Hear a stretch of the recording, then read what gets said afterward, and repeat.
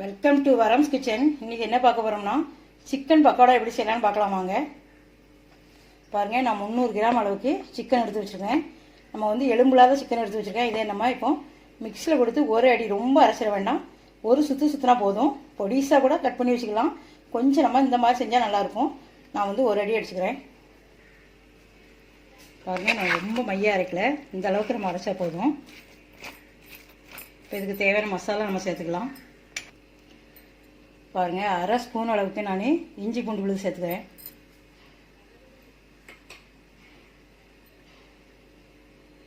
ஒரு ஸ்பூன் அளவுக்கு மிளகாத்தூள் சேர்த்துக்கிறேன்.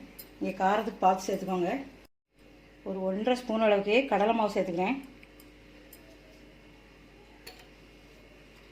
ஒரு 1 ஸ்பூன் அளவுக்கு கார்ன்ஃப்ளவர் மாவு சேர்த்துக்கலாம்.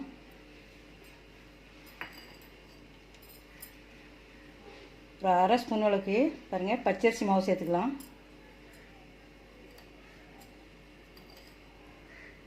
சிக்கன் பொடி ஒரு அரை ஸ்பூன் அளவு சேர்த்துக்கிறேன். கரம் மசாலா தூள் ஒரு அரை ஸ்பூன் சேர்த்துக்கலாம். மல்லித்தூள் அரை ஸ்பூன் சேர்த்துக்கலாம். கொஞ்சமாக சீரகத்தூள் சேர்த்துக்கலாம். தேவையான அளவுக்கு ஒரு அரை ஸ்பூன் அளவுக்கு நம்ம இப்போ உப்பு சேர்த்துக்கலாம். கொஞ்சம் மல்லி இலை பொடிசாக கட் பண்ணி வச்சு சேர்த்துக்கலாம். கொஞ்சம் கருவேப்பிலை சேர்த்துக்கலாம். ஒரு 2 பச்சை மிளகாய் பொடிசாக கட் பண்ணி வச்சுருக்கேன், அதையும் சேர்த்துக்கலாம். ஒரு பல்லாரி வெங்காயம் நான் பொடிசாக கட் பண்ணி வச்சுருக்கேன், அதை சேர்த்துக்கலாம். இப்போ எல்லாம் சேர்த்து நம்ம மிக்ஸ் பண்ணிக்கலாம். இங்கே காரம் உப்பெல்லாம் கொஞ்சம் பார்த்துக்கோங்க.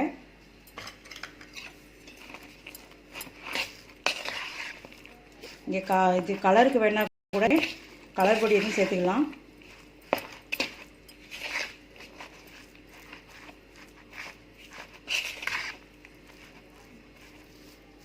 பாருங்கள், நம்ம தண்ணி எதுவுமே சேர்க்கல. நம்மளுக்கு இந்த மாதிரி நம்ம தண்ணி சேர்க்க வேணால் அலசுகிற தண்ணியே போதுங்க. பாருங்கள், இப்போ நம்ம இதை பொரிச்சு எடுத்துக்கலாம். பக்கோடா ரெடி ஆயிடும். இந்த மாதிரி வச்சுக்கோங்க. பாருங்கள், நான் பொரிச்சு எடுக்கிறதுக்காக நான் ஸ்டவ்வில் ஒரு பாத்திரம் வச்சு அதில் ஆயில் ஊற்றி வச்சுருக்கேன். நம்மளுக்கு எண்ணெய் சூடாகட்டும். பாருங்கள், நம்மளுக்கு எண்ணெய் சூடாகிடுச்சு. இப்போ நம்ம பக்கோடா போட்டு எடுத்துக்கலாம்.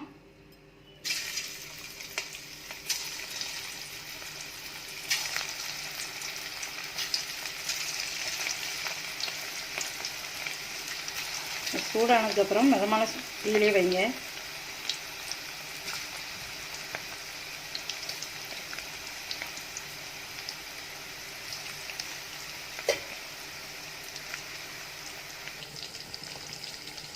பாருங்கள், நம்மளுக்கு உடனே நீங்கள் கரட்டிடாதீங்க, மசாலாம் கலந்துடக்கூடாது. ஒரு 2 நிமிஷம் ஆகினதுக்கப்புறம் நம்ம கரட்டி விட்டுக்கலாம்.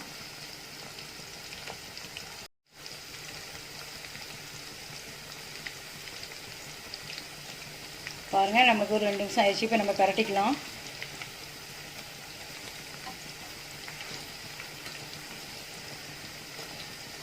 நல்ல ஒரு மொறுமொறுப்பாக வரட்டும் நமக்கு.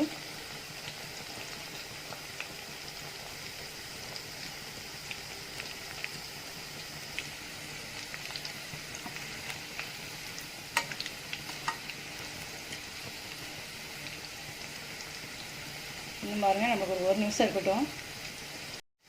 பாருங்கள், நம்ம பக்கோடா ரெடி ஆகிடுச்சு. சிக்கன் பக்கோடா நம்ம எடுத்துக்கலாம். நம்ம இருக்கிறது எல்லாமே அந்த மாதிரி போட்டுக்கலாம்.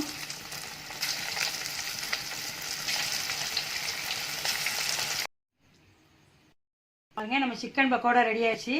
குழந்தைங்களுக்கு இந்த மாதிரி செஞ்சு கொடுங்க. ரொம்பவே வித்தியாசமாக டேஸ்ட்டாக இருக்கும்.